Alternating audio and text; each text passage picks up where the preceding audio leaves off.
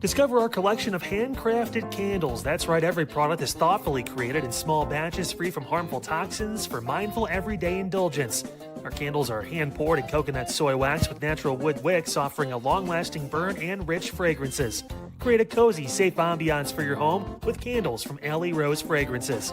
First-time customers use the promo code InsideEdge20 to receive 20% off your order.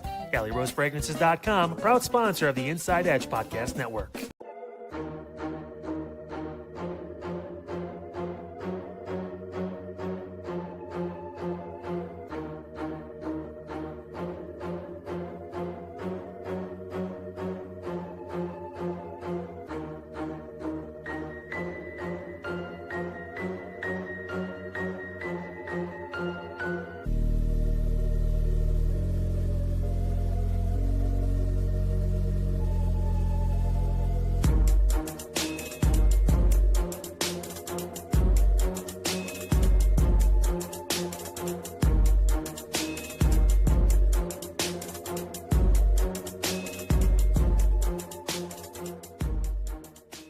Fanatics isn't just our name, it's who we are. Loyal, passionate fans dedicated to our favorite teams and to the sports we love. That's why we're honored to be able to offer fans the world's largest collection of official sports apparel and sports jerseys from all the leagues, teams, and players you love.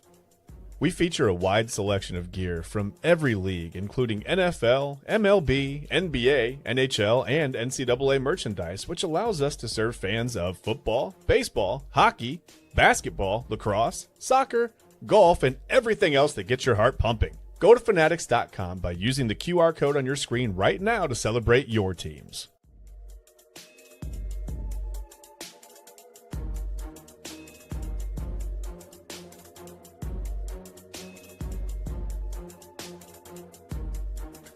And with that, welcome on in, everybody, to another edition of Inside Edge Primetime, and of course, a Cavaliers post-game, Game 5, Inside Edge Primetime. We were on the edge of our seats.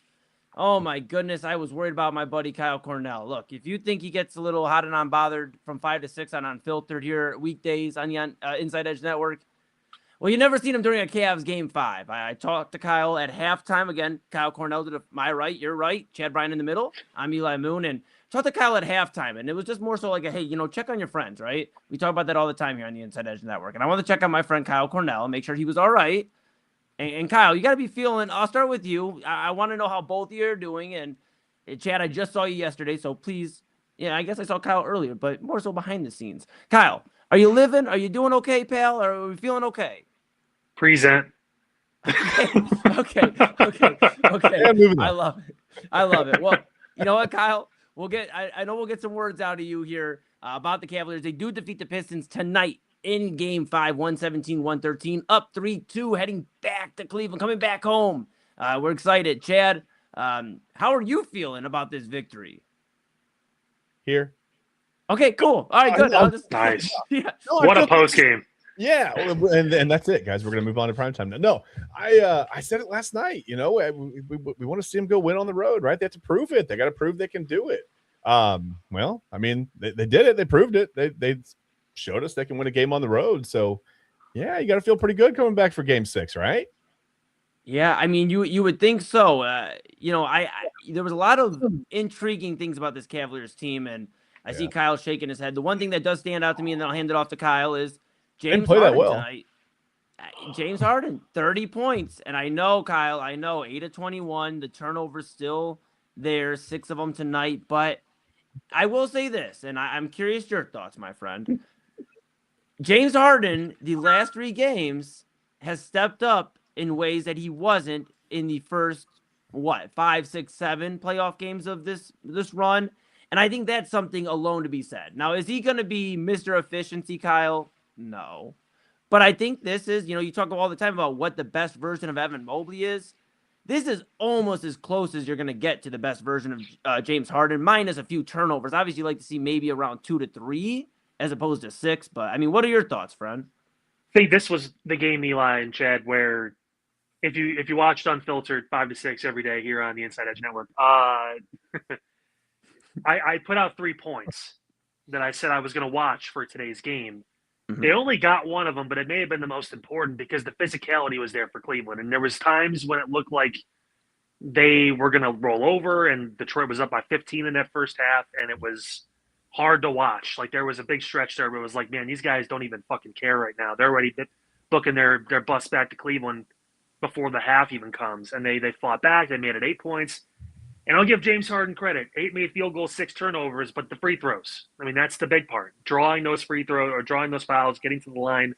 I said 25-plus free throws for the Cavs to win tonight, and they shot well over 30. So that is the one stat. I had Evan Mobley. I needed him to get 20. He got 17, so he got pretty close. But this is peak Mobley. It's what you're going to get. He had a couple big shots, and he gave you 17, which was big, especially at a night where Donovan Mitchell decided he didn't want to play basketball until about 2 minutes left in overtime. So, like, it was good to see him show up and score 5 points in 3 seconds and then not hit a three the other 50 minutes of the game. But I'm glad that he was able to step up. Hey, big moment. He did it in the big moment. He hit that big shot off the pump fake and took that sidestep, hit that three. But every time you felt the Cavs build that lead late, they were up 7 at one point with 2 minutes left in overtime. You're like, oh, yes, good. They can just play some defense. They're fine. They found a way to make it a 3-point game again and a 2-point game again. And it's like, man, I said this before to you guys. They are going to make every single waking moment of this playoff run a fucking nightmare for all of us. Like, this is what it's going to be. Win game 6 or not, win game 7, whatever it is, it doesn't matter. They're going to make this, and the Knicks the next round. You think the Knicks are going to play with the Pistons? The Knicks are firing on all cylinders. They look just about as good as Oklahoma City right now. Like, and that's just because they're playing their best basketball at the right time.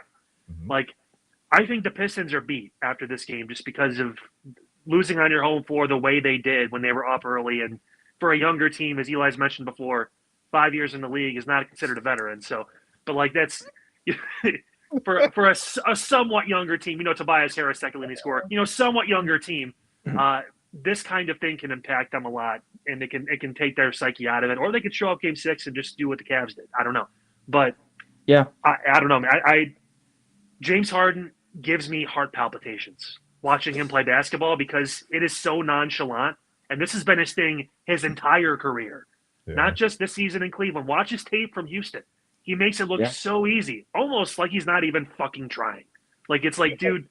I want to see James Harden one time just put his head down and run for like 40 minutes straight. Like, I just want to see what he looks like as a bulldog, because I guarantee you the guy, he wants to play basketball. He likes the sport. Right. So, like, man, with the blow-by in overtime for the dunk or the layup or whatever it was, when he had 20 feet in front of the defender or in front of the guy running at him, I think it was Danis or whatever it was, and he just let him go. You had him by 20 feet. You had time to set and stop the ball. You could have just stood there and took a charge. Yeah, he fucking olayed like he was in fucking Madrid. I couldn't believe it. Like, I was like, this guy's going to blow the game. He falls down on the ground when he could have called a timeout and throws the ball away because, contact. They're not calling that shit. Watch the game. It's not. Dude, I did get some worried text. I did get some worried text from one Kyle Cornell about, he tried. Fourth. I've never seen someone impact winning and almost impact losing so much in a game than watching James Harden play in the fourth quarter and overtime with any team. He can do one play where you're like, that was amazing. Like, that, what a shot, what a draw to foul, great contact, whatever. And then he'll do shit like that, and it's like, dude, you're begging it to be close. Like, you're just like begging it to be a 2-point game right now with how you're playing. Yeah. And they found a way to squeak it out, but it's really big, and it's big for them. They needed this road win. You mentioned it, Eli. Like, getting this big road win, their first of the postseason. Donovan Mitchell finally gets his 5th road win overall, I believe, when it comes to his playoff career with the Cavs. Yeah. 3rd leading scorer in playoff Cavs history, but only his 5th career road win on the playoffs. I mean, that's crazy to think about. Yeah. Hey, they got the job done. We're looking forward to game 6. Yeah, and Chad, Kyle brought up Evan Mobley. I think another big factor here is Jared Allen, the big man in the middle. Had a big game tonight, 16 points at 6 of 10 shooting, 10 rebounds and assists, a steal, 2 blocks, and only turned the ball over once. If you're into plus minuses in AA and I, we talk about if we are or not. It depends on the day, I suppose. But he was plus 14 tonight. Yeah. And, what do you make of Jared Allen? What do you make of this Cavs grit, Chad? That's what we've been asking for all season, and they got physical. We were talking, just with some of the colleagues here on the Inside Edge Network, some of my bros, here just about the grittiness, the heavyweight fight, it felt like at times here between these two teams, trying to get to their first Eastern Conference Finals for a lot of these guys. What did you make of Jared Allen? What did you make of this Cavs grit tonight, Chad? Well, first off, the last time I mentioned plus minus on the show, I got this reaction from Eli Moon. So now you're bringing up plus minus. I feel like that's unfair. Depends on the day. Tomorrow may not depends on the battery. Fair. Fair. It ends in Y. I'm in plus minuses. No, I thought Mobley was good. 19-8. That's what you get from Mobley. I mean, he's a 19-8 guy. He's never going to be the 25-10 guy you want him to be. Well, he might be every once in a while, but that's not Evan Mobley. He's not gonna develop into that first weapon, right? He's always going to be a third option. He did it. He did fine tonight. I thought Allen was better with the ball in his hands. Sometimes, do you have a question, Kyle? Or do you have to go to the bathroom? No, I just wanted to apologize to Evan Mobley. I said he had 17. He had 19. I missed the last 2 free throws because I thought it was over. So. Egregious error. You did not give him his extra 2 points, honestly. Anyway, proceed. I suddenly corrected you on air. That was the reason I did that. No. Perfect. I thought Allen was really good with the ball in his hands tonight. Sometimes he's just like, Allen is the guy that, like James Harden worries you. Sometimes Jarrett Allen worries me when he has the ball in his hands. It's like, I know he's gonna drop it, right? He's gonna forget that he's holding something. Sometimes he'll go to the rim and he's like, "Where I had something? What was it?" And it was the ball, and he'd forgotten it back at the free throw line. And that happens. But I thought he was stronger with the ball in his hands tonight. There was a low pass at one point from Harden, a little bounce pass into the lane, and Allen, I mean, for a 7-footer, man, leaned over, picked it up, got fouled, like. That was crazy. Yeah, that was Steph Curry. Such a nice play, and it's like he gives you these flashes of things that he's capable of, and Evan Mobley does the same. And you're like, man, if these 4 guys, Donovan Mitchell, James Harden, Evan Mobley, and Jared Allen ever turn it on together, the Cavs are going to win a game 156-91. Like, it's going to happen at some point, right? Like, it's got to happen, but we'll see. James Harden will find a way to make that like 136. Like, he'll have 29 turnovers that night. Yeah, it'll be. Oh yeah. He'll score 50 points, but he'll have 15 turnovers and only 3 made field goals, but he went 75 from the free throw line. It'll be +1 on the plus minus. It'll be fine. Yeah. And I know somewhere JB Bickerstaff is shaking his fist or smashing a desk or a table somewhere because the Pistons only 20 free throws tonight. They did go 18 of 20 from the free throw line, but 20 free throws. And I'm sure JB, the old Cavaliers coach, former Cavaliers coach, isn't going to be happy about in his mind, I'm sure a discrepancy, 38-20, but it just speaks volumes to how this Cavaliers team has adapted. They realize they are not going to be able to beat this Pistons team by just shooting on the perimeter, especially with the really good perimeter defense by Detroit. They're a hungry team. Kyle's mentioned that. Chad's mentioned that. We've all talked about it here on the network about how this Pistons team is very hungry and is going to play like their lives depend on it every play, and they're going to make you work for every basket. That's why they are, in my opinion, one of the better defenses in the league. That's JB Bickerstaff. That's his bread and butter, and they have made the Cavs work for it. But kudos to the Cavs. We're tough on them when they deserve it, and we're going to be a little nice to them tonight when they deserve it because they did show some grit. They did get physical. I mean, at points in time, Papa Moon and I were screaming. We thought we were going to get a noise complaint here in the city of Parma because he's screaming, I'm screaming, he's screaming, I'm screaming. We're both telling each other, calm down. We watched. Next thing you know, he has ice cream in his hands. We're like, what's going on? I was just going to say, no, ice cream. Yeah, something happened there. Yeah, absolutely. Well, if you learn on Midnight Conversations, if you tell somebody to calm down, the key is they don't calm down. So I told Papa, you guys have the most ridiculous conversations on this show. So we're just chopping it up, but honestly, you would have thought the Cavs were down by 15-20 the way we were getting so mad about it. They were. Right, but the whole game, and they after that run though in the second half though, guys, where they cut it to 3, they made that. That's where I felt like there was new life, and they started getting more physical, and they were getting hacked, and that's where we're screaming over here because we can't believe some of the calls that weren't called. They go to the line 38 foul shots. I would almost think the referees missed an extra 8 to 10. I mean, there were some egregious calls. I'm not one to call the officials out, but the Cavaliers were getting hacked. They made the most out of it, however, and 38 free throws, you made the most of those, and they're coming back home with the win. That's the most important thing, right? Take it. They needed this. They needed this series. Toronto was obviously. I kind of likened Toronto to the Orlando series last year. Mm-hmm. This Detroit series, I think Indy last season, again, wrong team, wrong time. They were just playing the best basketball in the NBA, and they were one torn Achilles in Game 7 away from beating OKC last year. And then it's a whole new ballgame.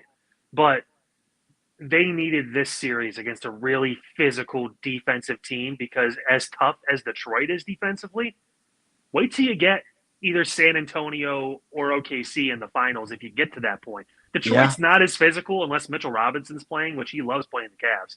But, I mean, like, there's because he knows he can just bully the bigs down there. He just loves doing it. He's a double waiting to happen only against Cleveland. Everyone else, he's like, oh, you got like 4 points and 3 boards. Like, no, Cleveland, 15 and 15 every night. But like this kind of series toughens up Evan Mobley. It toughens up someone like Jared Allen, who you mentioned Eli before, talked about seeing ghosts and all of the concerns and the moment's bright and all that stuff. Well, yeah, there's nothing bigger than this right now because you have an even bigger scope on you because it's not Darius Garland dribbling the ball out every 20 seconds. It's James Harden, and it's a different kind of team that they've ever had before. So it's just New York will be interesting, but I think they could beat them. This series will get them ready for that one, and that should be a fun series, but it should be one they can win. The series after, who wants to be left standing to see whoever wins that series between San Antonio and OKC? I don't want to see either one of those teams. I'm like, no. Yeah, I get where you're coming from, Kyle, but in the Cavaliers' minds and, what they're thinking, at least you hope what they're thinking is they got one more to take care of in Cleveland against Detroit. This Pistons team, though, yes, I agree with you. They are probably feeling defeated after this loss. I mean, on their home court, a chance to go up 3-2, knowing that the Cavaliers have trouble winning on the road. And now that the Cavaliers have proven they can win on the road and can really, end this series on Friday night. I mean, that's an exciting thing to think about. And so they're going to take care of the business, hopefully. And then, yes, to your point, the New York Knicks, but that is one of their kryptonites. We talk about this is what the moment they've been waiting for in the Eastern Conference. Are they going to get their shot at Boston and New York when they want to, which is the Eastern Conference Finals? And are they going to be able to take down one of their big nemesis in the Eastern Conference? That's what it comes down to, Kyle. Now, to answer the finals question, look, I got some bros in San Antonio. They were telling me about the Spurs the other day. They're like, hey, you're seeing the Spurs, right? I'm like, yeah, I'm seeing the Spurs, but we're focused on the Eastern Conference right now. Yeah, I know, but it's our job to look a little bit ahead, Eli, yes. And the fact that we think that this series probably is going to be over unless Detroit decides to show something that I haven't seen on the road. Exactly. Like they've won on the road this postseason, but again, Orlando, a team that didn't have the kind of star power Cleveland does. Yeah. You could have 3 guys not have a game, and Donovan Mitchell can score 40 and a half, and that kind of stuff can happen at home. Yeah. Because I will still hold this down. OKC and Cleveland are the 2 best home arenas in the entire NBA. There's a reason why LeBron came back here, not only because he's from here too, but because he knows that crowd makes a difference, and you can win games in Cleveland because of that arena. It just gets louder than almost anywhere I've ever heard, been, anything. And especially when they have something to cheer for, and they do. Yeah. This is a huge game, and you can bet 19,000 plus are going to be packed in there on Friday, and people are going to be rabid trying to get this series done so they can move on to New York. Yeah, if the Cavs get off to a fast start, too, that place is going to be wild. It's going to be a lot of fun. Can they? I don't fucking know. That's the only criticism I really have in this game. They kind of went back and forth, and they took a lead in the second quarter for a second, and maybe like the end of the first quarter, and then, again, down by 15 points. They battled back. They ended up leading after 3, but it's like, can we get off to a hot start and, like, keep it going? Yeah. Like, through to halftime? Can we lead at halftime? Like, that would be crazy. Like, that'd be amazing. I think at home you're seeing that, honestly. The Lakers led at halftime against OKC 3 out of the 4 fucking games. I mean, they got swept, but at least, like, they played a good first half. Like, I want a full game on Friday. I want from fucking bell to bell, from the tip-off to the final horn sounding, the Cavaliers play a complete basketball game, and it will be a double-digit Cleveland win if they do that. But they like to make things difficult. They like to give me, again, practically heart. I wouldn't call it an attack, but it was under siege for a minute there. It's like, geez. Yeah, I get it. Yeah, I get it. You know what? And we're going to keep an eye on that. If you're just not tuning in, we're going to keep an eye on that.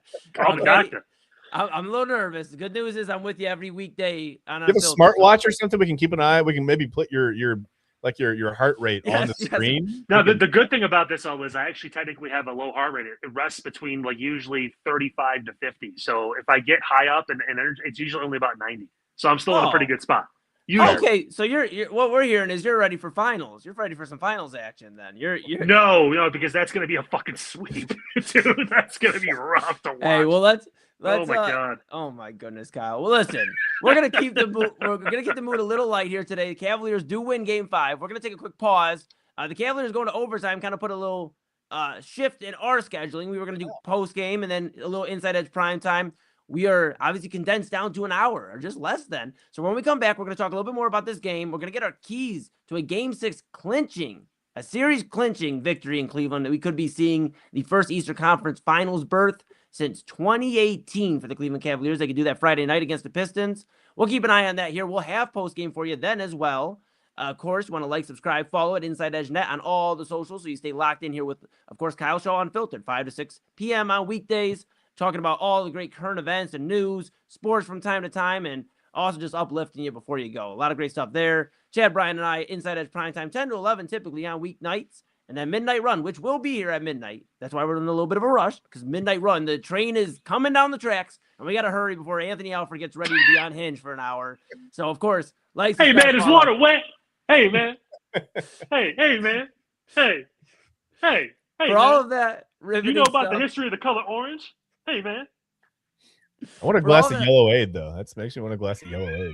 Listen, for all that riveting stuff, follow InsideEdge Net. Check out the website, InsideEdgeNetwork.com. The QR code above Kyle takes you to the website. And, of course, you can check out all the great stuff. The partners, you've heard from Fanatics.com. You've heard from AlleyRoseFragrances.com. You heard from W Energy, Mosser Moments, and SportsMemorabilia.com. Check out that, the partners page. The personalities page, read about your favorite Inside Edge Network talent. And, of course, the shop page, if you've been following Unfiltered.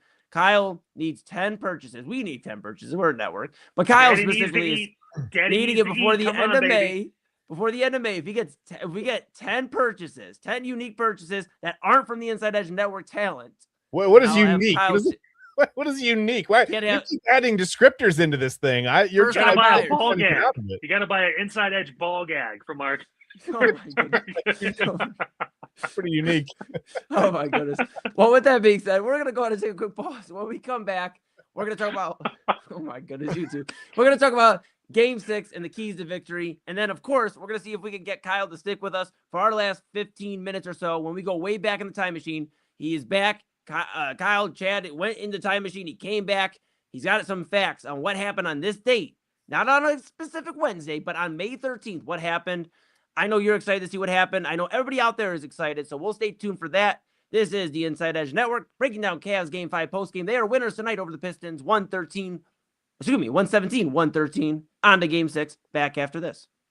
Clean energy, bold flavors, and no jitters. See why people won't shut up about Dubby. Clean energy, no jitters or crash. Whether you're starting your workday or getting ready to exercise, Dubby Energy helps you lock in and focus. With over 15 flavors to choose from, you can't miss. Order W Energy right now by using the QR code on your screen and use the promo code InsideEdge10 to receive 10% off your order. W Energy, your energy-focused sponsor of the Inside Edge Network, Cleveland's digital leader.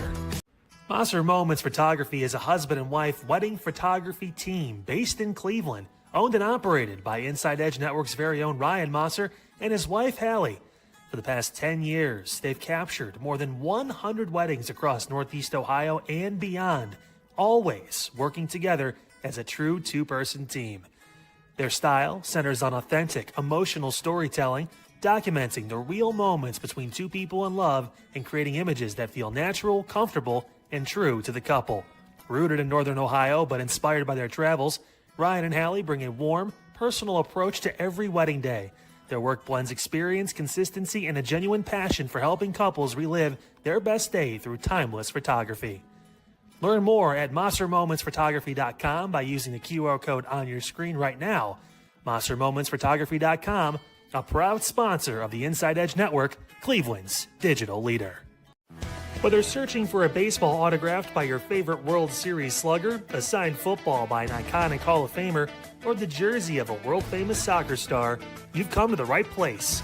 Here at SportsMemorabilia.com, the web's leading source of authentic sports memorabilia, you'll find more than 500,000 authentic products from nearly every professional sports league, team, and players.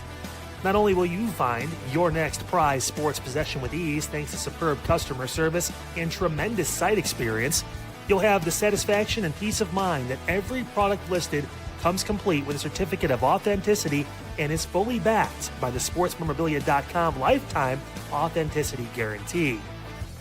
Go to SportsMemorabilia.com by using the QR code on your screen right now. SportsMemorabilia.com, a proud sponsor of the Inside Edge Podcast Network, Cleveland's digital leader. Midnight run. You don't want to miss it coming up tonight. Hopefully, we're celebrating a Cavs victory, but they're in Detroit. They're on the road. Cavaliers usually don't even win road games in Lakewood, Ohio. So we'll see what happens. But Eli and Omar joined me for the show. Not just we had a big announcement at the beginning, but midnight conversations. We got into the water is wet conversation, but the one that really, really took a rabbit hole, Eli, is the colors. Like if orange is an orange, how come limes can't be green or anything like that? And we got down into a deep rabbit hole. Yeah, and I'm still trying to recover, Double A. I'm not sure. It may take me a few days. Hopefully by Friday I'll be all right. But this has really been an eye opener, and thank goodness Omar's got his shades on because maybe that's why he wore them. Omar, is that why you wore the shades? Yeah, man. It's too much in here, man. Yeah, it was a lot going on. Also, we debuted our brand new segment, Big Back Tuesday. So you don't want to miss it. Midnight run coming up each and every single night at midnight right here on the Inside Edge Network. The ice cream machine and Big Backs. Yeah, that's a real thing. We'll see you coming up later tonight.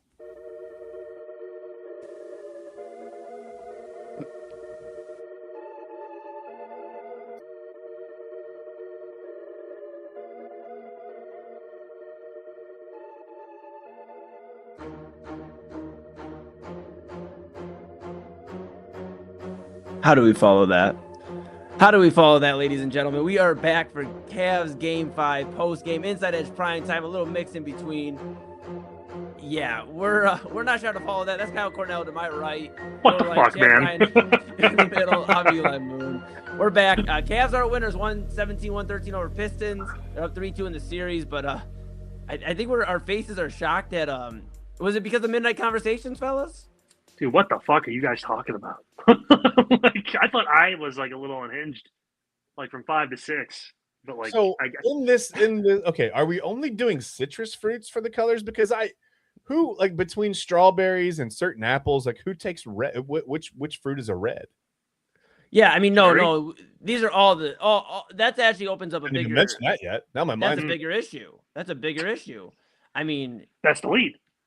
Papa Moon brought up another one. I'm gonna throw this out here to Double A. You can definitely take this for next week. If they're like, okay, right? If it's a building, we'll get back to Cavs in just a second. If it's a building, but it's already constructed, why aren't they called builds? All right. I fucking hate you guys so much sometimes. Stay tuned. Stay tuned. All that great coverage. Midnight run. Coming up after us at midnight, Anthony Alford on Hinge, as always. Inside Edge Network, where you're going to want to follow us, like, subscribe, all the great stuff for that content and everything else, and the website, InsideEdgeNetwork.com. You can read about Double A, Anthony Alford, Kyle, Chad, myself, everybody on the network. And check out the partners page. Check out the shop page. A lot of great stuff there. Hats, mugs, jackets, ball gags. Not that. We're rocking and rolling. We're doing the thing. Not yet. Winners. I mean, just say not yet, Eli. Don't limit us. Just not yet. Collars, leashes. Put a thumbs down on that one. Garden gnomes, whatever you want, we have it. Garden gnomes would be cool. I'm not gonna lie. Garden gnomes would be pretty cool. Could you imagine? Apparently oranges. We have Inside Edge oranges. Yes, they have the logo stamped on there. It's fine. Yeah. All right. Cavs winners tonight. Cavs defeat the Pistons 117-113. Game 5 winners. They are moving on to Cleveland. Back in Cleveland 3-2. They are leading. And again, we're up against just a little bit here on time. We want to see if we can wrangle Kyle in for the next segment, which is our Wayback Wednesday, and then we'll send him on his way. But before we get into that, fellas, let's talk about Game 6. Okay, let's get into it. We can talk a little bit more if you have any final thoughts on Game 5, but I really want to kind of pivot to Game 6 here because, I mean, besides the big comeback with less than 3 minutes ago, and Double A actually sent a stat in, I think due to with ESPN's probability, like the percent of winning, ESPN's projections and analytics, 2% chance of winning with 2:40 left in the game. So, you see that. You know what that was? What's that? Bullshit. Yeah, exactly. That one gets the bettors hard. Turns out. Yeah, it turns them on. And the Cavs are winners. Website and they get the okay. Never mind. Sorry. I'll put $100,000 on Cleveland to come back. Chad, we don't encourage Kyle. We know better. We don't encourage Kyle. We just let him fizzle I himself got out. listen. I got plenty of courage. Don't you worry about it. All right. Yeah, we know. We don't. You don't need any more, is what we're saying. But let's talk about Game 6, fellas. Before we pivot here, Game 6. How do the Cavs? I'll start with you, Chad, and then we'll pivot over to Kyle. How do the Cavs get a Game 6 victory and get to their first Eastern Conference Finals since 2018? Well, they're going to have to score more than the Pistons. Love that. In the course of the 4-quarter game. No, you can't turn the ball over. You can't have 16 turnovers, right? They're going to have to take care. They got lucky tonight. Let's be honest. They didn't play that well. I don't want to say they got lucky. They did play really nicely down the stretch. But man, there was a whole about a quarter and a half of basketball that wasn't good at all. I mean, it was really bad. You can't do that in game. I know you're at home. It's more comfortable. And the Pistons role players haven't really been playing well on the road. But listen, I think the Pistons are going to come out with some fight, right? They're not just going to roll over and let the Cavs go to the Eastern Conference Finals like that. So you're going to have to be ready for the physicality. I mean, the Pistons showed you tonight they're not going to back down from being physical. 38 free throws will prove that. So the Cavs are going to have to come out, and they're probably going to be a little sore, a little banged up, a little whatever. But they're going to have to come out, be ready for the physicality, not turn the ball over. James Harden's going to have to chill, man, with the turnovers. You gotta 30 points was nice, right? 6 turnovers, not so nice. If he's going to turn the ball over 6 times, we'll definitely take the 30 points. That's fine. But again, need stuff out of Evan Mobley and need some acrobatics out of Jared Allen again, man. It's gonna be a full team effort. Yeah, no, absolutely. It is going to be a team effort. You mentioned the physicality. You mentioned the Cavs just needing to really get it done at home, where they've been good at home. They've been very lights out at home. And Kyle, that's got to make you feel a little encouraged. What would be your keys to a Game 6 victory for the Cavaliers here? First off, I want to give a lot of credit. We haven't talked about him at all during this postgame, but possibly one of the biggest signings Kobe Altman has ever made, Max fucking Strus. Yeah. That dude. Yeah. He's going to be possibly the best defender on the court for Cleveland in my bag, in my Rolodex. I didn't have that. And he hit 6 threes tonight. Such a huge thing. The biggest key of the game on Friday is Duncan Robinson playing. That's going to be my big key. He accounted for a third of their threes made in the series. It seemed like he was always hitting 5 to 6 big shots per game over the first 4 games and just making it difficult. He is going to be a huge factor if he goes. If he doesn't, I like the Cavs' chances. They don't have that kind of shooting when he's not on the floor. They tried to play Kevin Huerter tonight. That didn't work. He didn't do anything, which you kind of expected. He hasn't played, so he's been hurt. They're trying to get him back in to get something out of somebody. But, could not do it, could not replicate what Duncan Robinson did. It's ironic, those 2 guys from that Miami Heat team that were considered they're just 3-point shooting off guys. They end up being 2 of the most important players in this series for their teams. They're not the piece, but they're one of the best others you can possibly have. And it's a drawing force for people. You heard people wanting to come to Cleveland. James Harden wanted to come to Cleveland. Max Strus, Sam Merrill, those guys are a big reason why. They just have the effort and the intensity. And that sequence with Strus, where you got that steal off of Cunningham, the little dish off to Donovan Mitchell, who got the layup in overtime. That was huge. Yeah. Such a huge spot. The big threes he was hitting in the fourth quarter to pull him back within 6. Mm-hmm. I think he's obviously, you want him to hit a couple shots, but Duncan Robinson's health is going to be the thing to watch over the next 2 days to see what goes on with him, because he's been automatic. I'm going to hit 5 threes if I'm healthy in the game. How are you going to respond? And if he doesn't play, I really like Cleveland's chances to win by double digits. If he does, we'll see. I still like the Cavs home court, but it's going to be a lot tougher.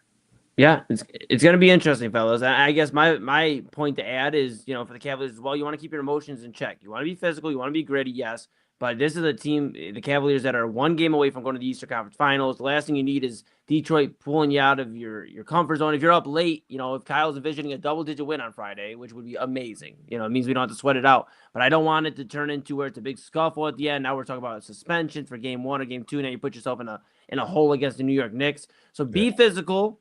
Take care of what you got to take care of, but keep your emotions in check too, and realize this is a Detroit team with nothing else to lose. They have their backs against the wall. They have to win 2 straight, and of course they can go to Game 7 at home, but they have to get there by winning in Cleveland. And I think that's a big thing too. They're gonna try to pull you out of your psyche, your mode early on, so that could disrupt this Cavs team too. Because when they get disrupted, they tend to play a lot faster than they typically do, and they try to just, well, we're going to speed up and we're going to try to just outscore you, and that's never been the Cavaliers against a good defense. Step on their fucking throat, right, Chad? Playing faster just against this step on. Pistons team is going to be good, though. I think Yeah. that's a good thing against this Pistons. You don't want to let this defense get set up and they lock down the paint. I mean, that's it. So I don't know. Yeah. Another thing we didn't talk about real quick is just the amount of, I don't know if I want to say impact or damage that Jalen Tyson did in 3 minutes of basketball. Yeah, technical foul and no point. Like, dude, this is not as serious. He just hasn't gotten a rhythm, and it's not his fault. He just fell out of the rotation because Strus is playing out of his mind. That's his role. That's Tyson's role. That's what it had been for most of the season because Strus was literally out, and now that Max is in rhythm, I mean, it's just tough. He'll have a place in the New York series if they get there. He'd have a place too in the finals if they get to that point. But right now, it's just they don't really need him yet, but they may in Game 6 if things are kind of a lull. You need a little bit of grittiness, a little bit of toughness. Put him in for 5 minutes. Let him get 2 fouls. Let him be aggressive. Let him piss off Detroit a little bit. I'm all for that. I want to step on their throat. I don't want them to even think they're going to be able to come back to Detroit unless they're having exit interviews when they enter the building. Like that's what I'm thinking if I'm the Cavs. We're not going back to Detroit. We're going to MSG for our next game after this one. Yeah. Yes. Yeah. That's what we hope here, and we'll keep an eye on it Friday night. Of course, we'll have the Cavaliers post-game coverage that'll be handled by Mike Check, Take 2, David Ruiz, and Autumn Chisholm. They will be handling business, doing the Cavaliers Game 6 post-game, hopefully celebrating a series-clinching victory and talking about all the fun stuff. And then Inside Edge Primetime, Chad and I will have it after that. And then Midnight Run with Anthony Alford. The great news about Friday as well, everybody, it's one stream. So you lock in at post-game, and you're here with us for the rest of the evening. You always get ready for Friday and our Super Thursday. We'll talk about that next break and throughout the show. With Midnight Run coming up, we'll talk about Super Thursday. And what Super Thursday is, very synopsis-wise here for a moment, is over 9 hours of consecutive coverage for the Inside Edge Network. It all starts with Unfiltered with Kyle Cornell over there on the right, and it ends with Kyle Cornell and Double A Anthony Alford with Side Hustle Wrestling Podcast airing at 1 a.m. Very special edition. Of course, in between there, a ton of stuff. I might as well just get into it now. Commissioner's Couch, Voice of the Land, Inside Edge Primetime, and then, of course, before Primetime, you have the Inside Edge NFL schedule release show. Very exciting stuff. Chad and I, TK, and Omar Clausen will be rocking out and doing the thing. Make sure you follow Inside Edge Net. Again, check out the website, InsideEdgeNetwork.com. We were able to keep Kyle here long enough and keep him distracted enough. We're going to go to break. When we come back in just a moment, we're going to go way back and come all the way forward. May 13th, what happened? Chad has the answers. We'll find out here on the Inside Edge Network right after this. Don't go anywhere.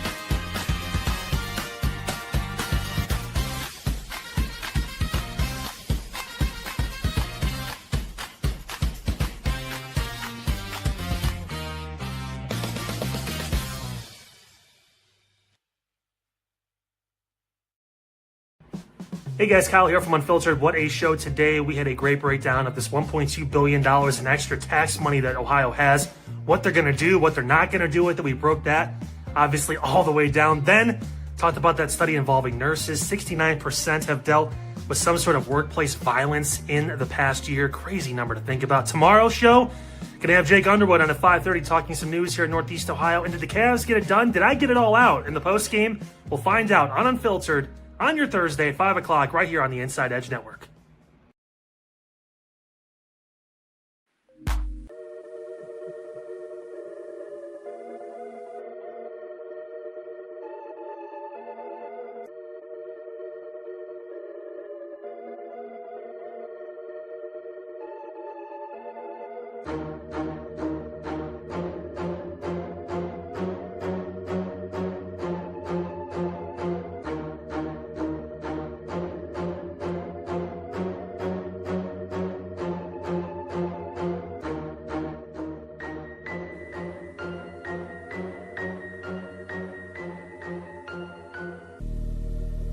And welcome back to Inside Edge Primetime here on the Inside Edge Network.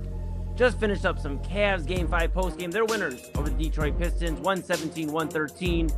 They're up 3-2 and head back to Cleveland. They return home to try to move to their first Eastern Conference Finals berth since 2018. But before we get out of here, we have some unfinished business to take care of. Oh my goodness, I'm all scrambled. I'm over to the middle.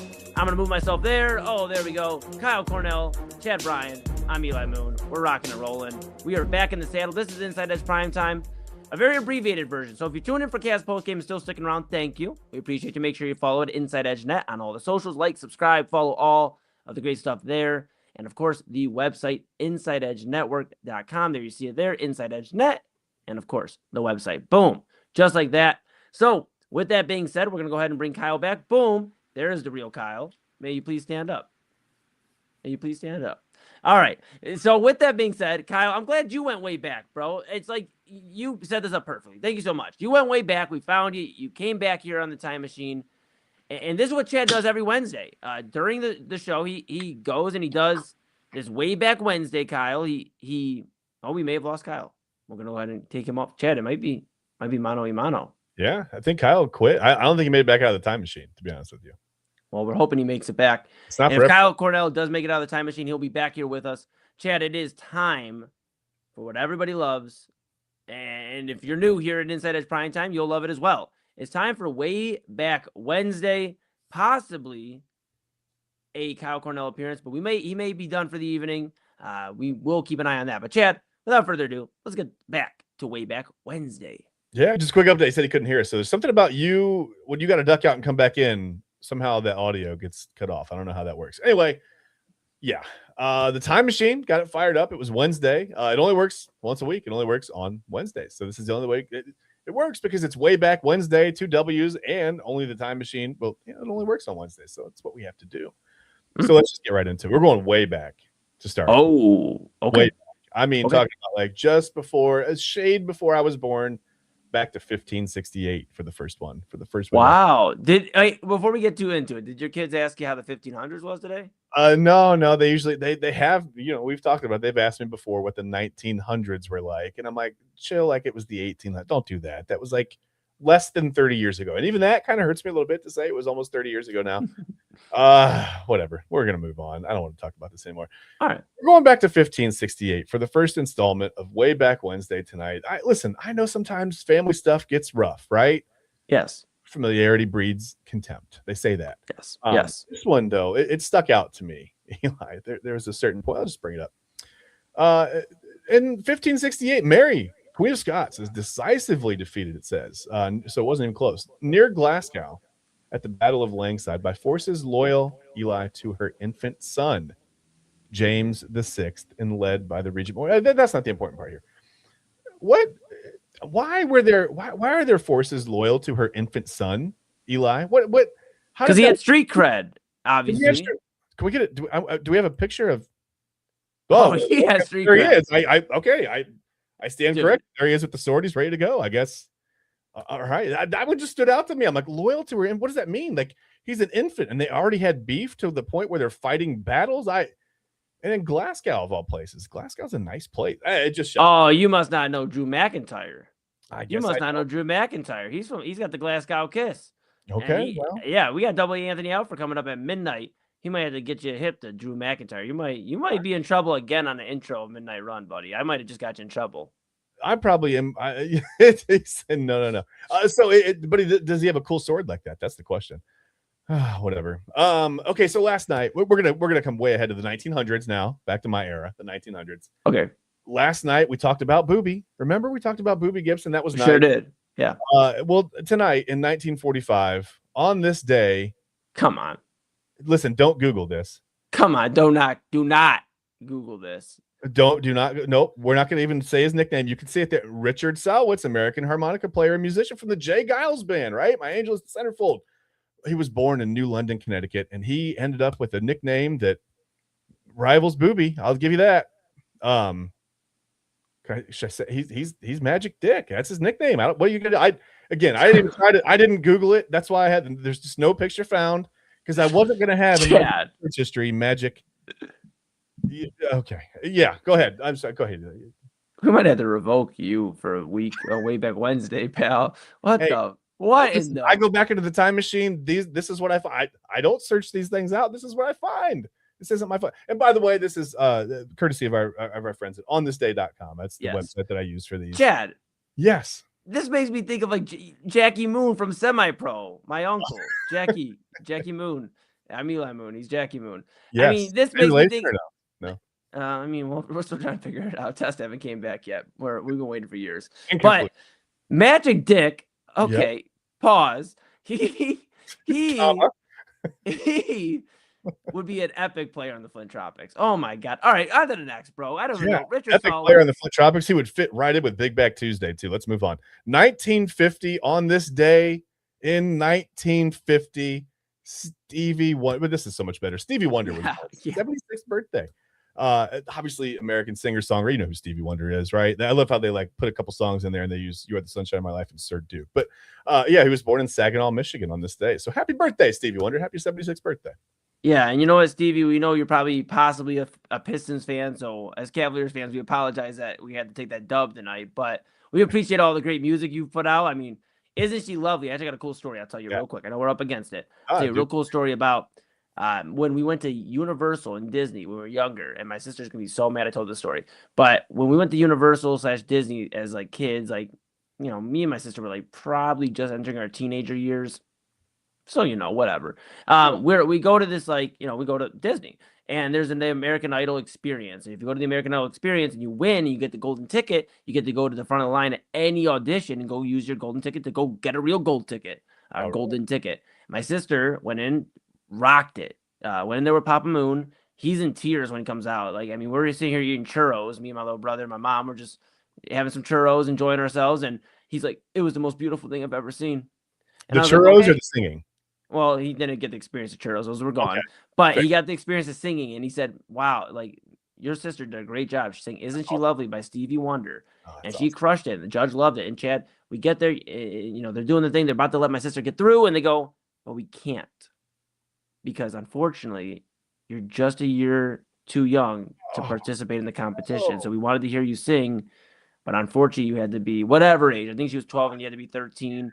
Her heart was not broken. She just wanted to get lunch for the day because Papa Moon kind of dragged her into this because she can sing and she didn't want to sing. And Papa Moon was more so heartbroken. But the stories there's a few things I learned out of all this. Then we'll get to the next one. One, I need to get my sister on a track, even if it's in studio. That needs to happen because she's so talented. Two, make sure you save churros for your pops next time you're at Disney because he's going to want one to drown his sorrows of that. Three, Stevie Wonder is a legend. He's a legend, man. I mean, absolutely. Isn't she lovely? You Are the Sunshine of My Life. I mean, Sir Duke. I mean, Part-Time Lovers. Man. I mean, oh my goodness. I mean, the list literally goes on and on. You could go on for yes. Unreal. Yes. Unreal. Yes. It's hard to even follow that. But you know, we're gonna try. So we're gonna go to 1961 because on this day, another legend in his own way was born. Dennis Rodman, you know, a player that I think that the Cavs could use a guy like Dennis Rodman, right? Just that lightning rod, the kind of the pot stirrer. Obviously great defender, great rebounder. We don't have to mention that. But yeah, Rodman was that guy that kind of took the heat off of those Bulls teams when he joined there. He was really good in Detroit as well. But yeah, I think the Cavs could use a player like this, right? Anyway, he was born in Trenton, New Jersey on this date, 1961. Yeah, that's amazing. And, the worm, Dennis Rodman, I mean, his numbers up in the rafters in Detroit. We've had discussions on this show about if his numbers should go up in Chicago. And, that's a discussion that'll probably continue on for a long time. I mean, because of his contributions. I get he wasn't there a long time, and we've discussed that. And, Double A's brought up his points as well, and they're all fair points. Yeah. You can't erase the fact that he was there for that second run of those 6 titles, and he was there really locking it down, being that enforcer that you wish the Cavaliers had. And they're doing that with Dennis Rodman did that. He's already done that. I'm saying they're doing that with Dennis Rodman. No, they've done that. He did that already. And it's just so cool, man. He's one of my favorite players of all time. I actually had a super cool hoodie, Dennis Rodman inspired, red and white like the Bulls. I mean, it's pretty sick, Chad. Not to flex real quick, but I had to flex real quick. No, yeah, you got to flex. Every once in a while, you got to flex, man. That's what you got to do. Because we're up against it, I've got a couple left. I'm going to pick one. We're going to go, how about on this day in 1992? You remember there's a building downtown. Okay. On the corner of a couple of famous streets. I think you've heard some people talk about it a little bit, but check this out. The concrete foundation for the ballpark, it's now Progressive Field, but Jacobs Field was poured on this day in 1992. Wow. You're a couple of days away from opening the brand new stadium, and you know what happened after that. I'm actually going to segue into the other one because on this day in 1994, they began an 18-game home winning streak at the brand new stadium, and it was just on and rocking from there on, man. It was a really fun place to watch a game, and I just what a cool beginning for a stadium, man. I mean, I don't think that anybody's really opened a stadium better than obviously the Indians at the time opened Jacobs Field. What a lot of fun. All the consecutive sellouts. What a cool place, man. Absolutely, Chad. And my final thoughts is I've had a lot of stories for all of these, which is awesome. Papa Moon at you was at the first ever game played at Jacobs Field. So was my wife. Yeah. Look at that, man. Look at that. And now look at us. Now look at us. We do a show together. It's amazing. Oh my goodness. It's like the Kevin Bacon thing. I'm pretty sure it's like that. Look at us now. Look at us. Who would have thought? All right, here we are, Chad. Bacon. I don't know. Bacon sounds good. What? Bacon and wrapped burros. I'm in. Did you find anything else, or is that going to conclude? I'm sorry. I can take that down. Yeah, that's Wayback Wednesday. And that was another edition of Wayback Wednesday. Sorry. I love it. Hey, we're up against it. You know what happens when we are in here at midnight. I've went over it. Things get wonky. Sometimes we don't even get to stay on the screen. We stayed on the screen this time. Yes, really? probably. Whoa. Yup. We sure did. About quite some time ago. We were rocking and rolling, Chad and I. Yes. Well, I think, we'll conclude with our final thoughts. Chad, do you have any final thoughts for the people before we get Double A in here? He is literally knocking at the door. We have to hurry. We got to let him in. He is the program director, even though he's still the program director. I know Cavs. They didn't prove me wrong. They just proved their merit. I said all along, I wanted to see him win a road game. I didn't say they couldn't. I just wanted to see it happen with my own eyes before I felt better about it. Right. And I think I feel better about the fact that they didn't play that well tonight, right? For most of the game, they were okay.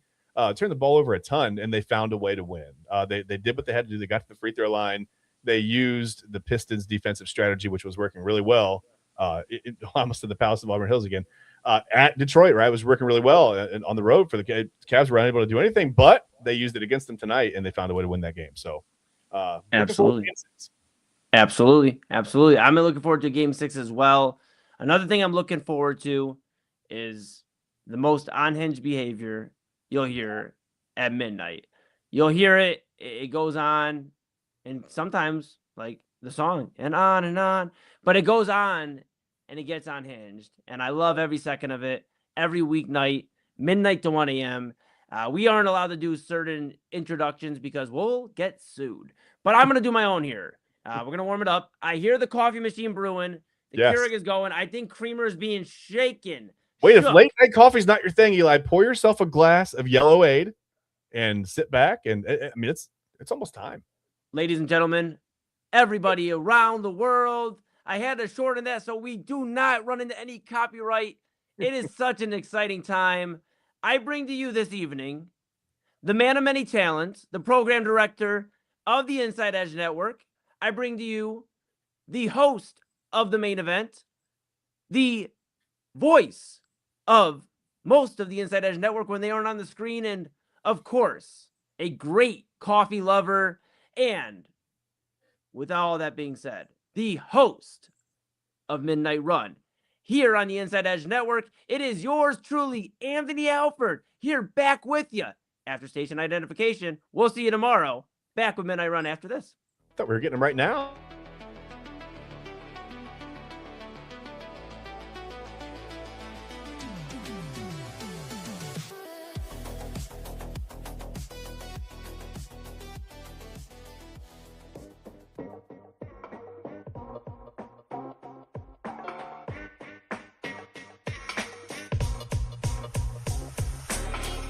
This is Midnight Run on the Inside Edge Network.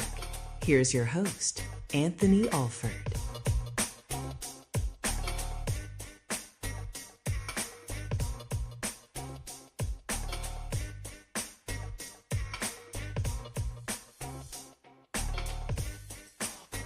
Mic check, mic check, mic check. Okay, we're on live. We're ready to go. It is 12:04 here on this winning championship, winning playoff. Yes, Chad, you can leave. Winning playoff day, Game 5. Cavaliers take this one. We are so glad to be here with you on a day where, let's be real, the Cavs had no business winning tonight. They had no business. All right, a couple of housekeeping things. Because we're on one stream, some of this is going to have to be handled on air. So, Eli's off screen, but I got to tell Eli something real quick. This is just housekeeping stuff. So, Eli, I have clips, but I can't load it in yet until we get rid of some clips. I have 4 clips. I think we got to clear some stuff out. Then I can load them in, and we'll play it for you. It was easier to say that on the air than to text you and all that. So, it's the beauty of live television and live one stream stuff. So, when all that's taken care of, we can load in the clips. So sometimes if you see me go over here to the side and click on something like I am right now, because I have the clips, that's what I'm doing. I'm loading in clips and they'll be ready to go. So we're going to hear some post-game sound coming up this hour. Man, just overall thoughts. I texted to the guys that the Cavaliers, according to ESPN projections, had a 2% chance of winning the game with 2:40 left to go, down 103-94. Well, let's be real about everything. This is going to sound like a losing post-game show, but it's the beauty of the playoffs. We won. In the first half, the Cavaliers gave up, obviously, several turnovers, careless turnovers. Once again, that's been the story of these playoffs. It's still the story of these playoffs, the careless turnovers. And Detroit, in the first half, scored 20 points off of those turnovers in the first half. Cavaliers were horrible. Lazy passes. James Harden. I tweeted or put a Facebook status out. I'm like, trash turnovers once again by James Harden in the first half. Once again, trash turnovers and just trash turnovers across the board, because it's not all James Harden. There are issues with spacing. There are issues with guys being in the same spot, not coming to the ball, not spreading the defense out. But you got James Harden trying to lob pass to Evan Mobley down low, and Detroit's right there to take it. Easy pickings. So that first half went about as horribly as it can possibly go. And yet, let me see if I can load in all 3 of these clips at the same time. I should be able to. Oh, hell yes. As bad as it was, the Cavaliers shot 50% from the field in the first half. I mean, I said this at halftime, and I felt this way. I still feel this way at that time. The way that game was going, the Cavaliers should have been down by 30 going into halftime. and they were only down by what 7, 8 points at the half. That's how much they were down by at halftime. I mean, they were down by as many as 15 points, but they should have been down by 30. And so through all the mistakes, through Donovan, and then you get to the second half, Donovan Mitchell, we was like, okay, which Donovan Mitchell are we going to get? Which one? And it turned out in the second half, we got the Donovan Mitchell that showed up in the first half of Game 4. Just non-existent, couldn't make shots. You're talking about open three-pointers that he couldn't knock down. And then meanwhile, on the other end, Detroit's role players are hitting open threes. So, yeah, when it was 103-94, it's like it's the same old story, same old song and dance. We're cooked. Like, this is it. I was actually talking with Allison. Allison, of course, one of our main sponsors here on the Inside Edge Network, Alley Rose Fragrances, AlleyRoseFragrances.com. Remember, use the promo code InsideEdge20, get 20% off of your candle or body mist order. And there it is, the promo code InsideEdge20. In fact, I have 2 candles on its way here from Allison. She personally hand makes those candles. And it was funny. Allison told me during the half, she's like, I'm FaceTiming my dad. And he was saying the exact same thing, like all these stupid turnovers.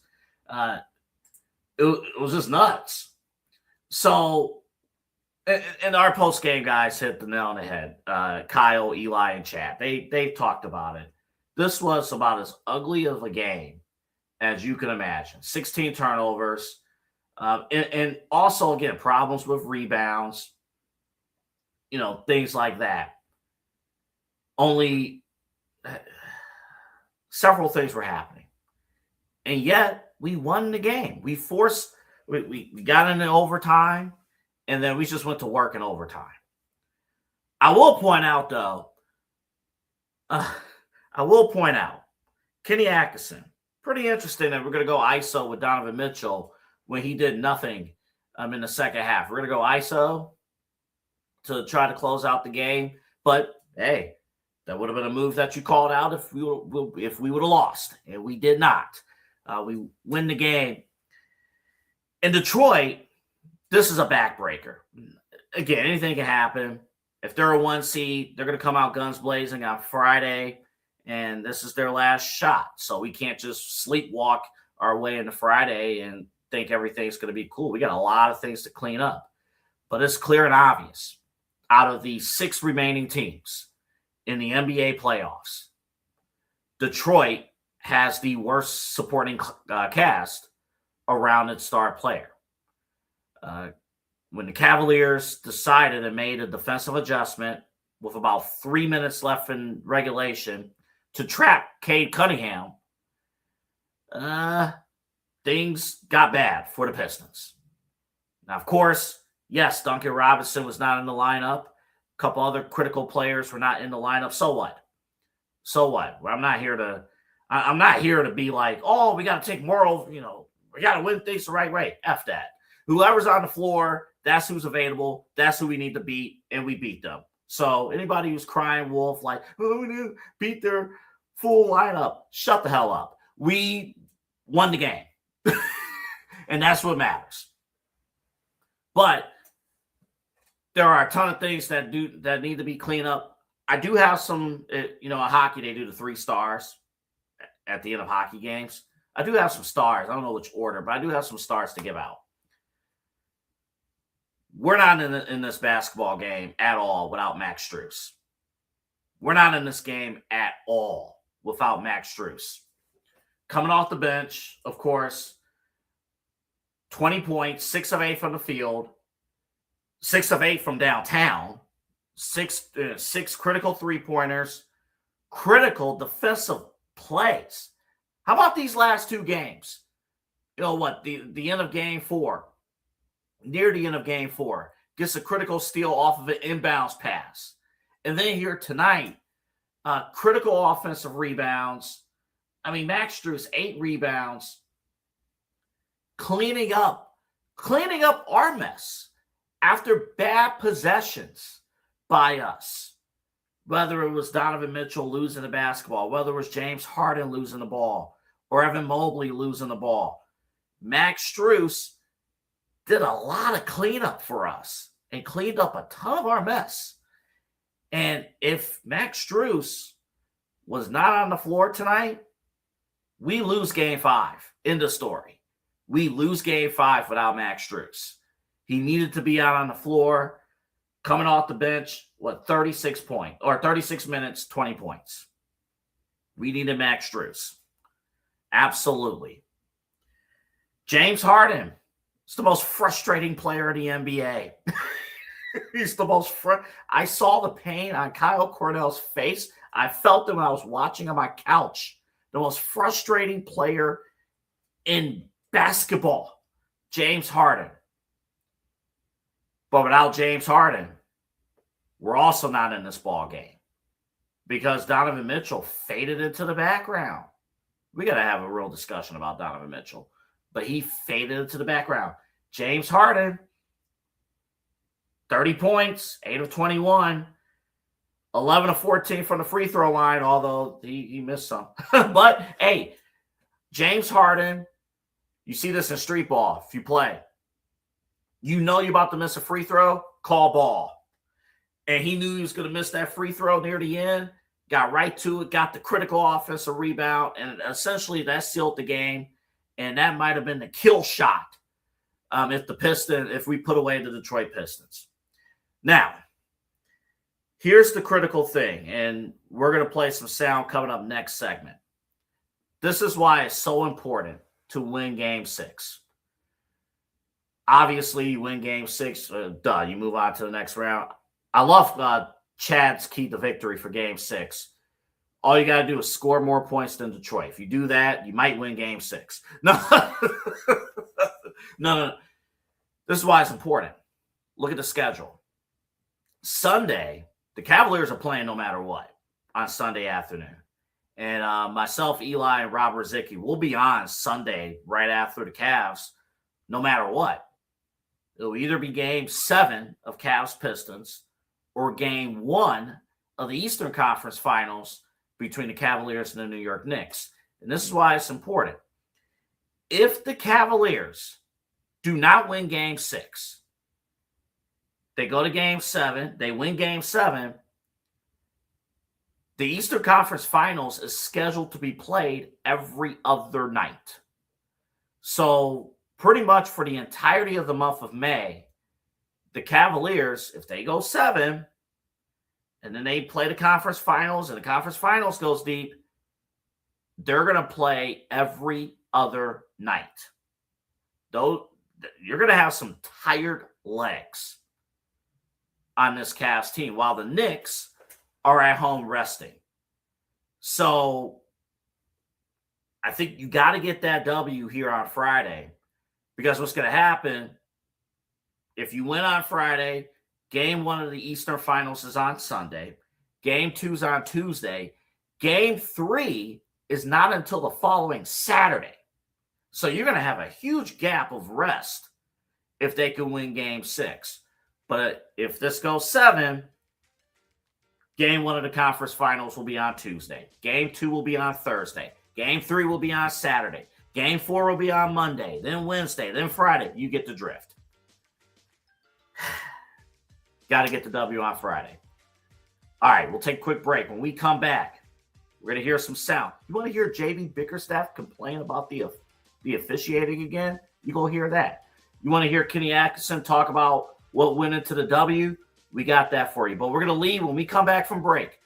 Charles Barkley, straight up, on Inside the NBA, looked at Donovan Mitchell and said, what the hell is going on with these turnovers? What are you guys doing? We'll play that sound for you coming up on the other side of the break. And also later on, if you are in the LeBron James sweepstakes, the deeper this Cavs playoff run goes, the less likely LeBron is coming here.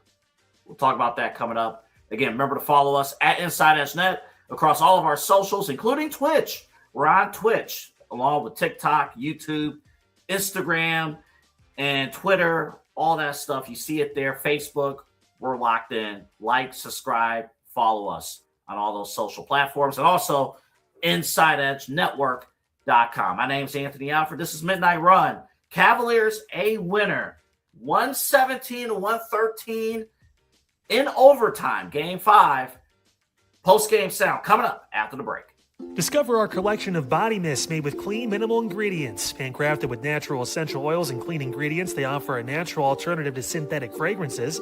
Perfect for sensitive skin and those seeking clean, mindful self-care, and the perfect gift for you or your special someone. Courtesy of Alley Rose Fragrances. First-time customers, use that promo code InsideEdge20 to receive 20% off your order. AlleyRoseFragrances.com, a proud sponsor of the Inside Edge Network, Cleveland's digital leader. Fanatics isn't just our name, it's who we are. Loyal, passionate fans dedicated to our favorite teams and to the sports we love. That's why we're honored to be able to offer fans the world's largest collection of official sports apparel and sports jerseys from all leagues, teams, and players you love.